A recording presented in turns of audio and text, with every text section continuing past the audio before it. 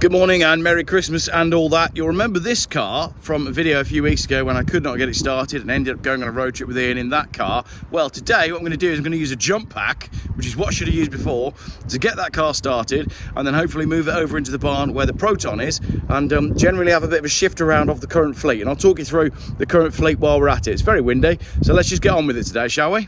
Oh, you idiot. This is like the worst video I've ever made, and that is the worst joke I've ever heard. You are not going to be in any of my videos ever again. I did say in that video, could really do with a jump pack. Let's see if I've got a jump pack on me. This would be a really good video to be sponsored by a company that makes jump packs. And look what's turned up. And Wolfbox. So we're going to have a look at that in a minute. Fleet update. I think it looks like from YouTube, gardening clothes. I think it looks like from YouTube that I've got loads and loads of cars, but sometimes cars move on without necessarily appearing on the channel. So what does the current Geoff fleet look like on the final day of 2024? Well, I'll tell you. I've got this, which is my brown Volvo XC70, which I love. The MOT expires in about a week, and there's a big program of work that's going to take place to improve this car whilst we go away on our travel. So I'll talk to you about that in another video, because it has had a health check and it wasn't very good. So there's that. That'll be coming up in another video. Other cars still in the Geoff collection. I have my Volvo 850 TDI, my red one, which has been neglected and off the road since it broke down before doing the first John O'Groats to Land's End challenge that I did with Lee. I planned to use that car for John O'Groats to Land's End. It wasn't mechanically ready for the trip. I bought a 3 Series, and then in typical car guy fashion, all I've done since then, instead of getting it fixed, is buy new cars. So I've had lots and lots of cars. That car has been off the road, then it ran out of MOT. Then it went for an MOT that it failed, mostly because the suspension had been fitted really badly. It was on coilovers, and the washer pump wasn't working. A load of minor stuff that could have been fixed, but wasn't. It was parked at the back of the barn, and that's where it's been for more than a year. So that's this and the red Volvo. I've still got the scrap car with me, which I'm hoping to get rid of next week, basically. So if you need any bits off of the scrap car, do get in touch. Some bits have gone already. I've also got the V70 D5 behind me. I have found a new owner for that. He should be flying down from Scotland land to collect that in the new year. So that one is sort of gone.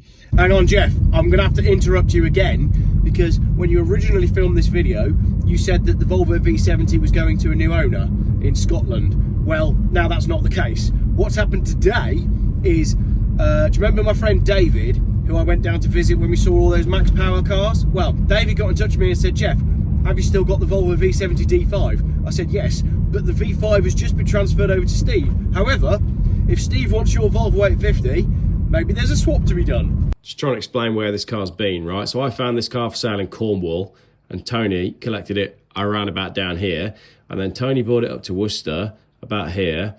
That's actually Worcester's probably further south about there. And then it went into Swansea after that with a chap called Simon. And then I bought it back, and then it came back. And then it went back down to Bournemouth with David. And now David's bringing it up to Birmingham Airport, which is probably somewhere around there. And from Birmingham Airport, it's now going all the way up to around about here, I think, in Scotland. So this is a pretty well-travelled Volvo. It's confusing even for me, and I'm in charge of the chaos. I am the king of chaos, and even I am struggling with the amount of chaos that has been happening lately. But it's all going to make sense when all of my possessions are packed in a backpack and I'm in that rented Ford Focus in a couple of days' time. And if that bit didn't make sense, depending on where I drop this in the video, then you're just going to have to watch till the end. You shut up. And also in the barn at the moment is the Proton. The Proton has been sold to a wonderful man called Mark from the Isle of Wight. It was supposed to be going today, but we had problems with transport and the transportation got cancelled. So what I'm going to do instead is I'm going to drive that car down to Southampton on Friday and take it to Mark myself personally. So 6. I've also got the black Saab 9.5 2-litre, which I really, really love, although that will be going in a Geoff fairly soon, so you need to be on the Geoff Buys Cars newsletter for that one. So 6 cars. So everything else has gone. The other one that didn't appear on the channel was the one that I loved, which was the silver 850 TDI. I sold that to a young lad who was desperate for a Volvo 850 diesel. So that one's gone. I do have one more coming back in as well. Oh, and another one actually. Oh, dear me, I'm supposed to be getting rid of all these cars. Okay, so that's an update on the current Geoff fleet. I think there's either 5, 6 or 7. I'm not completely sure, but we'll find out more in the coming weeks. So my Wolfbox, now this is going to help me start that big V70 diesel. Where's the key for that? I think I'm sat on it. Look at him down there, trying to find the keys for this car. I'm not even sure he knows where the keys are. So, comes in a nice little presentation box, which, I'll just put it the right way, shall we? So I'm not very good at product reviews. Comes in a nice presentation box, nice and simple. Got my jump leads there, they plug in here, and I'm filming in the car because it's freezing cold. Let's pop the jump box out, the Wolfbox jump box. Right, what I do like about it is, when you switch it on, it tells you, in a very simple percentage, how much power it's got. That's such a simple thing, but there's so many other jump packs I've used where it's like 1 light or 2 light or 3 lights. Genuinely, it just tells you a percentage. I like that. Bonus points for that. So this is basically a jump pack. Come on, Geoff, you can do product reviews. This is basically a jump pack that allows you to start anything. And it says, Geoff, how come your videos are always so professional and there's rarely any continuity errors or like cut scenes or bits that you have to explain because they don't make sense? And the answer is, I don't know. I guess I'm just pretty good at it.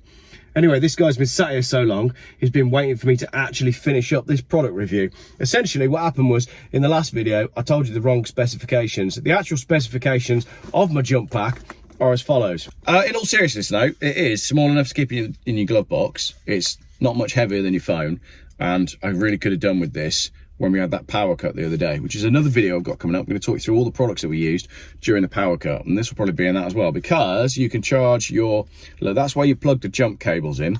On the other side, you've got old-fashioned USB and USB-C as well, so you can charge your devices in emergency, and it's got a torch on it. So not bad, actually. If you use the link in the description, click the link, and you can go check it out and maybe get one for yourself.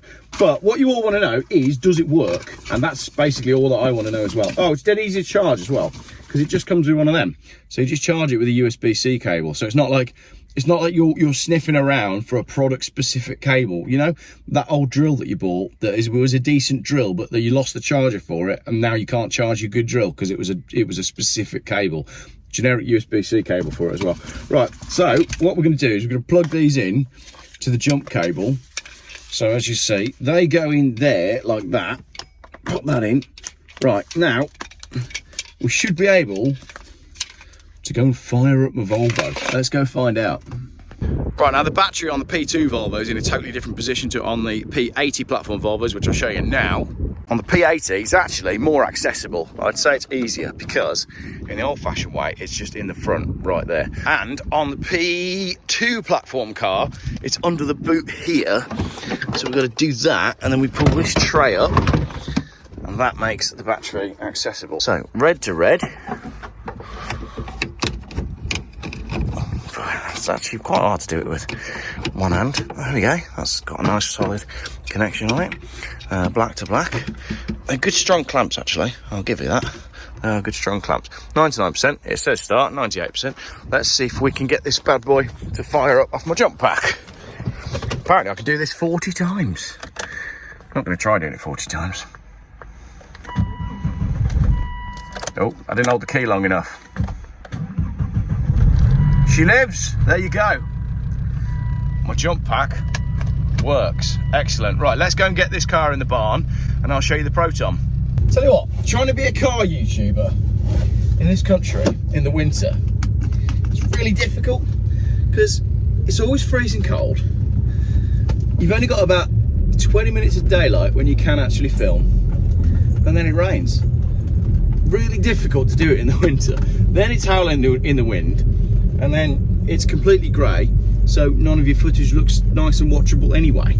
So I do really struggle with filming in the winter. Then I had a wedding yesterday that absolutely got in the way of everything.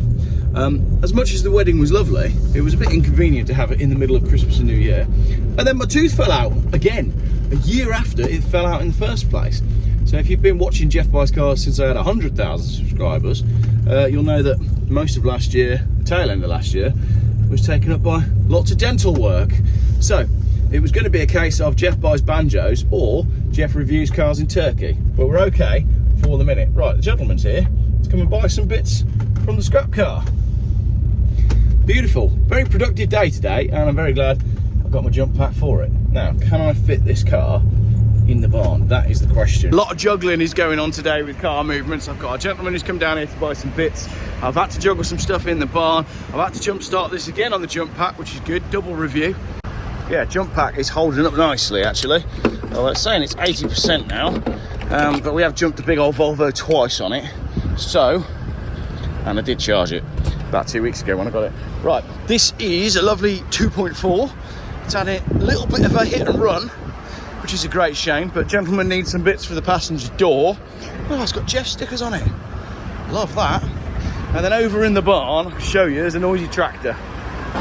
Got my Proton and a very low mileage Peugeot. That's not mine though, but the Proton is. And there's the breaker car at the back. So I've made some space. We're going to put this in the unit for now. Appreciate that probably wasn't the best video. Confirmed, my professional verdict is I like it, very good. Got to keep it back in the box and make sure I look after it. Right, the other thing is, do you remember the Volvo 850 T5, the saloon?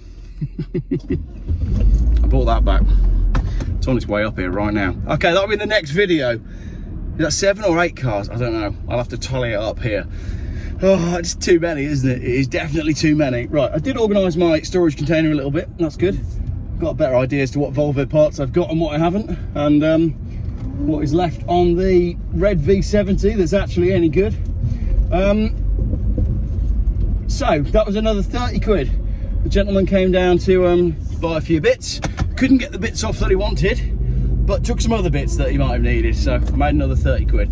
The running total on that car now is it's getting close. It's getting close. We've almost made our money back on the £800 that car has cost me so far. And when I weigh the catalytic converter in and the rest of the car, we should be sweet. Right, let's go home. Thanks for watching.